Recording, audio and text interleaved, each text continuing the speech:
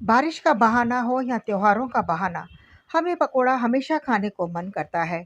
5 जुलाई Sindhi pakora day है और आज हमने बनाया है सना पकोड़ा, आलू के पकोड़े और मिर्ची के पकोड़े। मुंह में पानी आ गया ना देख के। तो चलिए इस रेसिपी को हम शुरू कर लेते हैं। Hello everyone, welcome to kitchen lovers TV. Kitchen lovers TV में सबका स्वागत है। सबसे पहले हम बनाएंगे हरी चटनी। इसके लिए हमने धनिया, पुदीना, अदरक, लहसुन, हरी मिर्ची, प्याज और इमली को हमने भिगाने को रख दिया है। जितना हमने धनिया लिया है उसका आधा हमें पुदीना लेना है। 3 कली हम इसमें लहसुन की डाल रहे हैं और साथ में आधा इंच अदरक का टुकड़ा, एक छोटा सा प्याज को हमने काट के डाला है। हरी मिर्ची आपको जितनी पसंद है आप इसे कम ज़्यादा भी कर सकते हैं। आधा चम्मच जीरा और इमली का हमने पल्प निकाल दिया है और इसके साथ में हम डालेंगे आधा चम्मच चीनी, आधा चम्मच नमक। नमक आप अपने स्वाद अनुसार डालिए और इसमें हम 2 से 3 टेबलस्पून के जितना पानी डालेंगे और इसे हम पीस लेते हैं। तो ये देखिए, इसको हमने पीस लिया है। यहाँ पे हमने चटनी थोड़ी सी गाढ़ी रखी है। आप चाहो तो इसको थोड़ा और भी पतला कर सकते हैं। चटनी आपको कम से कम 15 दिन तक फ्रिज में रखने से ख़राब नहीं होगी। और ये देखिए, ये हमारी गाढ़ी सी हरी चटनी बनकर तैयार हो गई है। ये हमारी खट्टी, मीठी, तीखी, चटपटी चटनी बनकर तैयार हो गई है। चलिए अब हम चलते हैं नेक्स्ट प्रोसेस के लिए। यहाँ पे हम बनाएंगे सना पकोड़ा। सना पकोड़ा का मतलब है प्याज वाले पकोड़े। सिंधी में इसे सना पकोड़ा कहा जाता है। तो हमने यहाँ पे 1 कप बेसन लिया है, इसको हमने छान के डाला है। मीडियम साइज़ का हमने प्याज लिया है, 2 हरी मिर्ची है और इसके साथ में हम डाल रहे हैं आधा चम्मच जीरा, आधा चम्मच साबुत धनिया है, इसको हमने दरदरा कूट लिया है और इसके साथ में हम डाल रहे हैं 1/4 टीस्पून बेकिंग सोडा, आधा चम्मच नमक, 1 कटोरी फ्रेश हरा धनिया डाला है, 1/4 टीस्पून हींग है और 1 कप हमने इसमें पानी लिया है। पानी जितना लगेगा उतना ही हमें डालेंगे। आप चाहो तो इसमें अनारदाना भी डाल सकते हैं। मेरे पास अनारदाना नहीं था, इसके लिए मैंने नहीं डाला। तो इसमें हम डाल रहे हैं आधा चम्मच लाल मिर्ची का पाउडर है। इन सबको हम अच्छे से पहले मिक्स कर लेंगे और अब इसमें हम डालेंगे पानी को। पानी धीरे-धीरे करके डालें, एक साथ इसमें पानी ना डालें और इसे हम एक ही डायरेक्शन में लगातार चलाते रहेंगे। वैसे भी इस बैटर में पानी बहुत ही कम पड़ता है क्योंकि ये बैटर आलू का जो हम पकोड़े बनाते हैं उससे ये काफ़ी गाढ़ा होता है। तो आप देख सकते हैं ये काफ़ी गाढ़ा है। हम इसको लगातार चलाते रहे हैं। चलाने से इसमें एयर ट्रैप होगी और हमारे जो पकोड़े रहेंगे ना, वो बाहर से क्रिस्पी रहेंगे, अंदर से वो सॉफ्ट रहेंगे। और ये देखिए, ये हमारा पकोड़े का बैटर बनकर तैयार हो गया। बस ऐसी ही कंसिस्टेंसी हमें चाहिए। ये देखिए, पानी हमें आधे कप से थोड़ा ज़्यादा लगा है। चलिए इसे हम फ्राई कर लेते हैं। कढ़ाई में हमने तेल गरम करने को रख दिया है। इसमें हम 1 टेबलस्पून गर्मा गर्म तेल डालेंगे। इसे डालने से ना पकोड़े बहुत ही कुरकुरे बनते हैं और इसे हम अच्छे से मिक्स कर दिया है। ये लास्ट स्टेप था, इसके आगे हमें कुछ नहीं करना है। तेल हमारा गरम हो गया है। इसका हमें एक बड़ा सा पोर्शन लेना है। ये हम कांदा भजिया से काफ़ी डिफरेंट है और इस तरह से हमें बड़े-बड़े पोर्शन हमें गरमा-गरम तेल में डाल देना है। ये जो पकोड़े रहते हैं ना, ये 4 से 5 दिन तक ख़राब नहीं होते हैं। ये ट्रैवलिंग के लिए बहुत ही अच्छे हैं। अक्सर सिंधी लोग ट्रैवलिंग के लिए ऐसे पकोड़े बना के ले जाते हैं।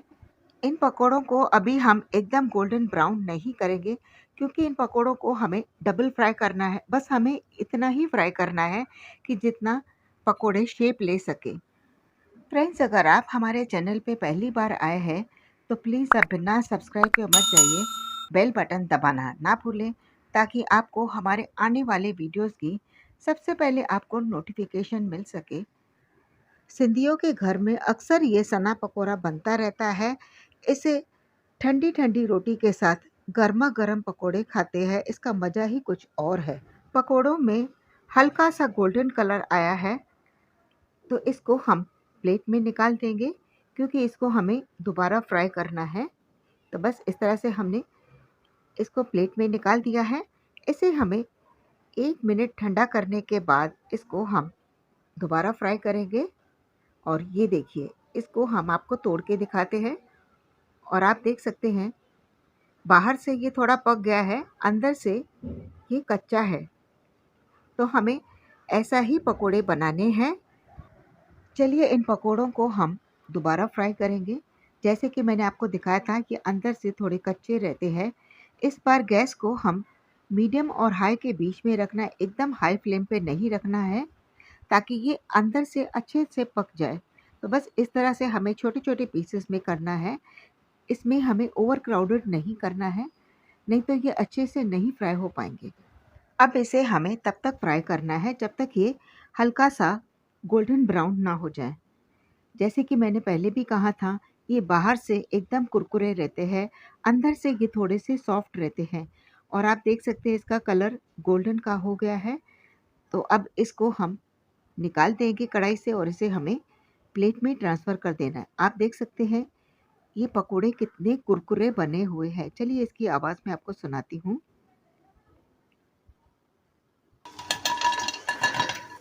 इन पकोड़ों की खुशबू से पूरा घर महक रहा है और इसे फ्राई करते-करते मेरे मुँह में पानी आ रहा है। मैं आपको क्या बताऊँ। सिंधी स्टाइल सना पकोड़ा यानी कि प्याज़ के पकोड़े बनकर तैयार हो गए हैं। यहाँ पे हमने ये जो 2 बड़े पकोड़े रखे हैं, इसको हम डब्बे में डाल के फ्रिज में रखेंगे। इसको आप 5 से 6 दिन के बाद भी आप फ्राई करोगे ना, ये वैसे के वैसे ही फ्रेश रहेंगे। आइए हम आपको एक पकोड़ा तोड़ के दिखाते हैं। डबल फ्राई किए हुए पकोड़े भी बिल्कुल ऑयली नहीं बने हैं। आलू के पकोड़े बनाने के लिए हमने इसमें पानी डाला है और साथ में थोड़ा-सा नमक डाला है।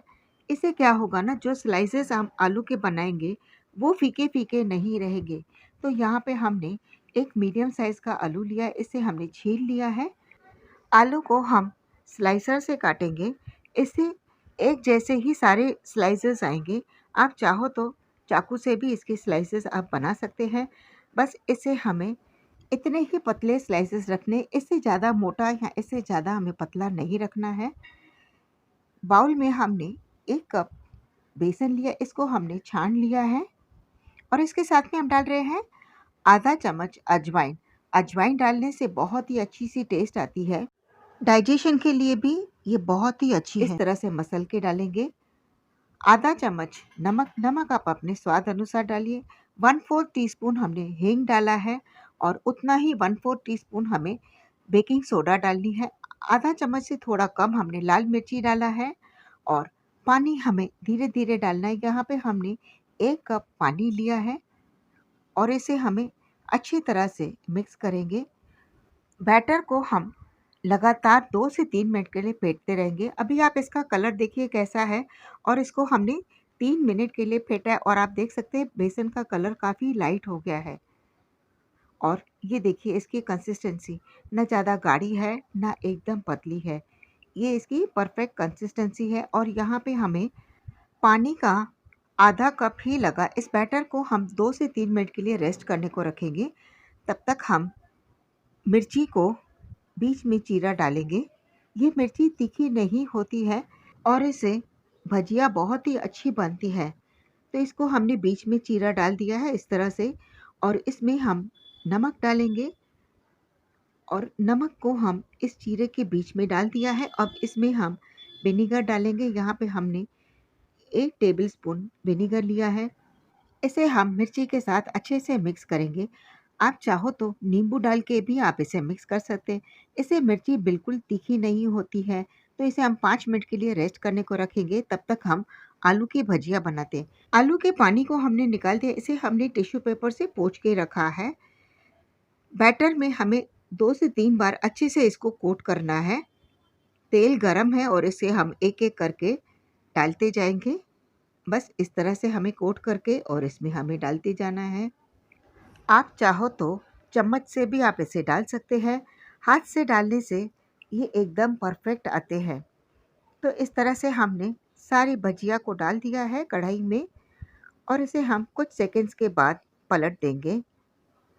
गैस की फ्लेम को हमने मीडियम और हाई के बीच में रखा है ताकि अंदर के जो आलू है वो भी अच्छे से पक सके और इनका कलर हल्का सा गोल्डन कलर का ना हो जाए, तब तक हमें इसे फ्राई करना है। ये भजी एक तरह से फ्राई हो गई है।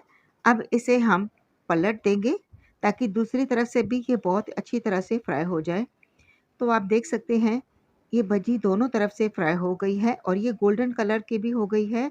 तो इसे हम प्लेट में ट्रांसफ़र कर देंगे। कुछ सेकेंड्स के लिए हम जारे को ऐसे ही पकड़ेंगे ताकि एक्सेस ऑयल जो है वो निकल जाए। तो ये देखिए ये ऑयल निकल गया है, इसे हम प्लेट में ट्रांसफ़र कर देंगे। इसकी आवाज़ सुनिए कितने क्रिस्पी बने। और ये दूसरी बैच को भी हम इसी तरह से फ्राई करेंगे। तो ये हमारा दूसरी बैच भी फ्राई हो गया है, इसे भी हम प्लेट में ट्रांसफ़र करेंगे। ये हमारी आलू की भजिया बनकर फ्राई हो गई है। अब हम मिर्ची की भजिया को भी फ्राई करेंगे। इसे भी सेम मेथड से फ्राई करना है। बैटर में इसको अच्छे से कोट कर लेना है और गर्मा गर्म तेल में इसे डाल देना है। इसी तरह से हम दूसरी मिर्ची की भजी को भी फ्राई करेंगे। इसका मेथड एकदम सिंपल है। जिस तरह से हमने आलू की भजी फ्राई किया, उसी तरह से हमें इस मिर्ची की भजी को भी फ्राई करना है। पकोड़े सबके ऑल टाइम फेवरेट रहते हैं, फिर चाहे कांदा भजी हो, मिर्ची भजी हो या आलू की भजी है, सबको बहुत ही पसंद आते हैं। तो इस तरह से हमने सारे पकोड़ों को फ्राई कर दिया है, गैस बंद कर दिया है और ये देखिए ये हमारे सना पकोड़ा आलू की भजी, आप देख सकते हैं कितने सॉफ्ट ये हमारे आलू की भजी बने हैं, अंदर से भी अच्छे से पक गए हैं। फ्रेंड्स, एक बार आप इस पकोड़ों को ज़रूर ट्राई कीजिएगा। अगर आपको मेरी रेसिपी अच्छी लगी तो आप इसे लाइक करने में कंजूसी ना करें, फ्रेंड्स के साथ शेयर ज़रूर कीजिए और हाँ, हमारे चैनल को सब्सक्राइब करना भी ना भूलें। तो फिर मिलते हैं हम आपसे एक नई रेसिपी के साथ, तब तक के लिए बाय।